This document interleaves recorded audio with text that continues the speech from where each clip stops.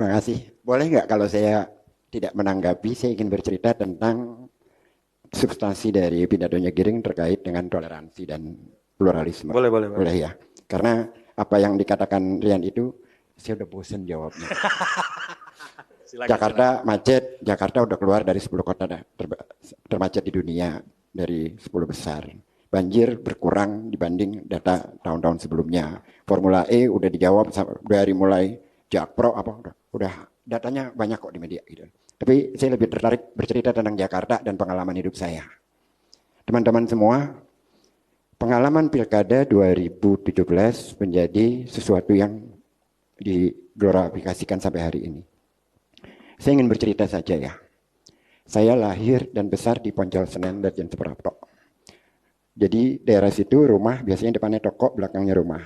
Tetangga saya namanya Toko Banjang, Toko Yuntat, anaknya namanya Alyok Baong Ahin. Di seberang saya itu Toko Juni, anaknya namanya Afwa Aceh Apin. Sebelah lagi Toko Juli, namanya anaknya Alut.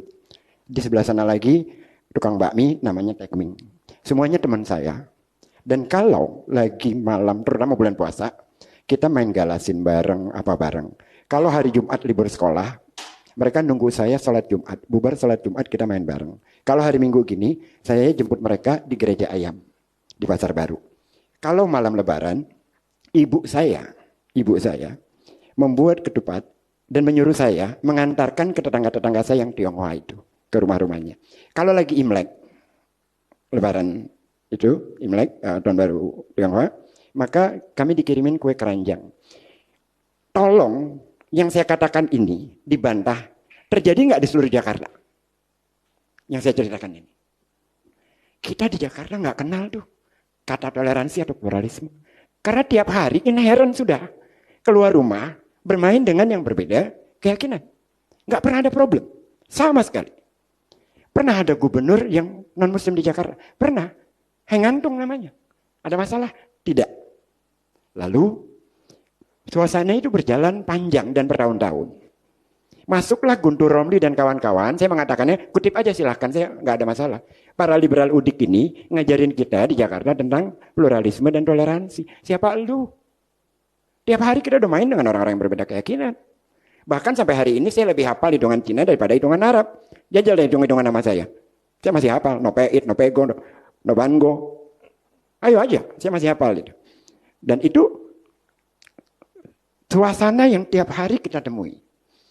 Nah, memasuki Pilkada 2017, saya waktu itu pendukung kerasnya Ahok. Kenapa? Karena dia ditolak menjadi gubernur karena dia non-muslim. Saya katakan nggak ada undang-undangnya. Mau siapapun di Republik ini punya hak menjadi bupati, menjadi camat, mau jadi presiden, semua. Nggak ada undang-undang yang melarang itu. Saya melawan. Saya melawan terus-menerus dan saya suka dia. Tidak ada elit di Republik ini melawan DPR, melawan itu. Kan asik nih orang. Kuat gitu loh. Pribadinya kuat, integritasnya kuat. Menjadi contoh lah. Perlahan-lahan saya amati terus-menerus. Tiba-tiba dia katakan, lebih baik gue bakar 2.000 orang untuk nyelamatin 10 juta orang. Saya tanya ke Hasan Nasbi, San, ini ngapain Ahok ngomong-ngomong kayak gini? Biasalah bang, paling ini aja, blow up media. Gak lama kemudian, seorang ibu dengan anak laki-lakinya, bukan anaknya mungkin yang temenin, nanya ke dia persoalan tanahnya. Ahok gebrak mobilnya, buka aja di videonya ada. Saya makin bertanya-tanya. Gak lama kemudian datang seorang guru ke kantor saya di DKI. Pak, tolonglah Pak, jangan bela-bela dia Pak. Kenapa? Kami dikumpulkan di Monas lalu di pidato. Kalau kalian gak bisa ngajar, saya ganti kalian dengan monyet. Saya tetap saja membela segala perilakunya karena gak ada anak muda di Jakarta, di Indonesia ini yang suka dengan kemapanan. Kita selalu melawan kemapanan. Dan contoh perlawanan kemapanan kita titipkan di Ahok pada saat itu. Jadi saya menitipkan harapan pada dia. Jadi saya tetap berada di depan, walaupun saya Ketua Pemuda Alirsat se-Indonesia sebelumnya. Tentu saja serangan terhadap saya lebih banyak ketimbang kepada orang-orang seperti Rian yang memang ada di belakangnya kan. Gila nih, udah Arab, Islam, dukungnya Ahok, ya habislah gua. Makin hari, kampanyenya mulai makin keras. Itu berawal di 2015 akhir dan 2016 awal. Apa kalimatnya? Lebih baik kafir tapi tidak koruptor daripada muslim tapi koruptor. Saya katakan pada teman-teman, tolong jangan kasar. Ini banyak kalangan Islam yang di tengah seperti gua, nggak terlibat hal-hal kayak gitu. Akhirnya marah loh, kaum Islam yang di tengah ini. Kan pilkada udah berkali-kali. Kita biasa melihat Foke lawan Adang Dorjatun, itu kan. Pilpres juga udah berkali-kali. Tolong dong hati-hati, jangan menggunakan isu-isu seperti ini. Lalu mulai lagi, perempuan pakai jilbab dikumpulin, kami Muslim, kami pilih Ahok. Pada saat itu Anies ada di mana? Anies jadi menteri, nggak ada urusannya dengan pilkada DKI. Untuk melawan FPI yang saat itu segelintir, isu yang dibangun, isu agama. Dari mana? Dari teman-temannya Ahok. Membawa isu agama itu. Anies terlibat? Tidak. Oke. Pertarungannya adalah teman-teman itu yang merasa moderat, ingin melawannya, tapi mengambil kalimat-kalimat yang generatif. Makin keras pertarungan itu. Di samping Ahoknya sendiri, yang terlalu vulgar berbagai pernyataannya. Terakhir, saya berhenti mendukung dia ketika seorang perempuan bawa kartu KJP-nya, Pak kami ingin mencairkan uang. Apa yang dikatakan Ahok? Ibu maling. Saya berhenti sudah. Jadi maksud Pak Ges, perpecahan itu karena kampanye pluralisme ini di awal. Betul. Nggak bisa dinisbatkan kepada Anies. Anies masih jadi menteri. Buka datanya, masih bisa dilacak kok.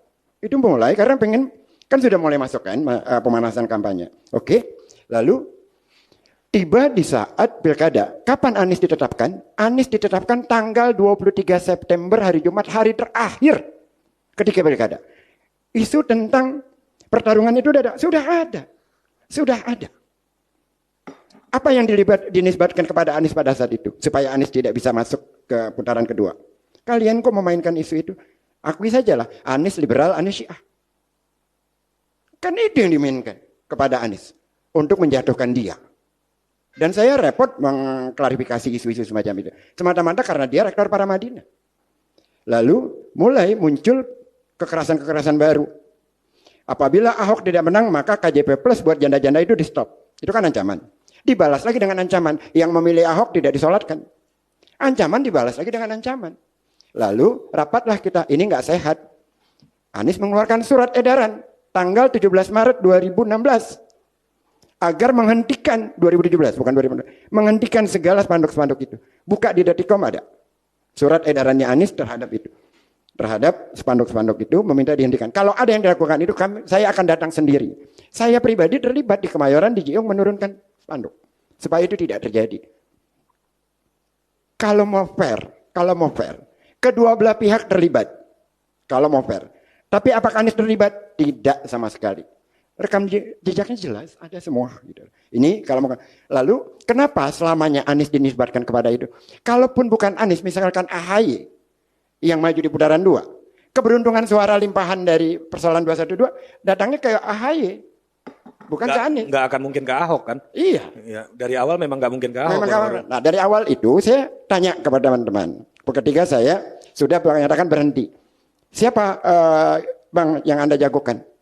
Saya menjagokan Sapri Samsudin. Bahkan Sapri itu buka malam lebaran kita paksa deklarasi untuk mencalonkan gubernur DKI. Karena saya kecewa dengan Ahok itu. Kecewa dengan apa? Perilakunya. Terlalu jumawa. Kalau yang dilawan elit kita dorong. Begitu dia melawan warga sendiri. Wah ini orang psikopat. Nggak kena ini. Dalam frame keadilan yang saya miliki. Ini nggak bisa diteruskan. Dan masyarakat akan makin terbelah. Jadi persoalan utamanya memang ada. Tapi ditambahin dengan perilaku Ahok sendiri yang tidak dewasa. Maka jadilah seperti ini. Anies terlibat. Kalau persepsi bisa. Kalau fakta nggak ada.